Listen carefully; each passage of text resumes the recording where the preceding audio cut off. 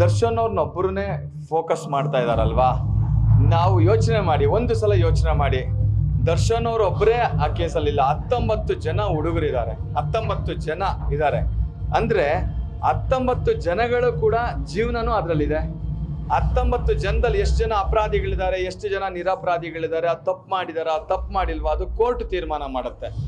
ಅದು ಮುಂದಿನ ದಿನಗಳಲ್ಲಿ ಪ್ರತಿಯೊಬ್ಬರಿಗೂ ಅವ್ರದ್ದಾದ ಲಾಯರ್ಸ್ ಇದ್ದಾರೆ, ಅವ್ರುಗಳು ಖಂಡಿತವಾಗಿಯೂ ಅದಕ್ಕೆ ಡಿಫೆನ್ಸ್ ತಗೊಳ್ತಾರೆ, ಅದೆಲ್ಲ ಪ್ರೂವ್ ಆಗ್ತಾರೆ. ನಾನೇನಂದ್ರೆ, ಒಂದು ದರ್ಶನ್ ಅವ್ರನ್ನ ಒಂದು ಎಷ್ಟೋ ಜನ ಟಾರ್ಗೆಟ್ ಮಾಡೋದಿರ್ಬೋದು, ಅಥವಾ ಅವ್ರನ್ನ ಫೋಕಸ್ ಮಾಡೋ ನೆಪದಲ್ಲಿ ಈ 19 ಜನ ಹುಡುಗರನ್ನ, 19 ಜನಗಳನ್ನ ಮರ್ತೋಗ್ತಾ ಇದ್ದಾರಲ್ಲ, ಅವರ ಜೀವನದ ಬಗ್ಗೆ ಮರ್ತೋಗ್ತಾ ಇದ್ದಾರಲ್ಲ, ಅವರ ಕುಟುಂಬದ ಬಗ್ಗೆ ಮರ್ತೋಗ್ತಾ ಇದ್ದಾರಲ್ಲ ಅನ್ನೋ ಒಂದು ವ್ಯಥೆ ಆಸ್ ಅ ಲಾಯರ್ ಆಗಿ ನನಗೆ ಅನಿಸ್ತಾ ಇದೆ. ಯಾಕಂದ್ರೆ ಎಷ್ಟೋ ಜನ ಇರ್ಬೋದು, ಆಮೇಲೆ ದರ್ಶನ್ ಅವ್ರು ಇರ್ಬೋದು, ಏನ್ ತಪ್ಪು ಮಾಡಿದ್ದಾರೆ, ಆಯ್ತು, ಪವಿತ್ರ ಗೌಡ ಏನ್ ತಪ್ಪು ಮಾಡಿದ್ದಾರೆ, ಯಾರಿಗ್ ಗೊತ್ತು?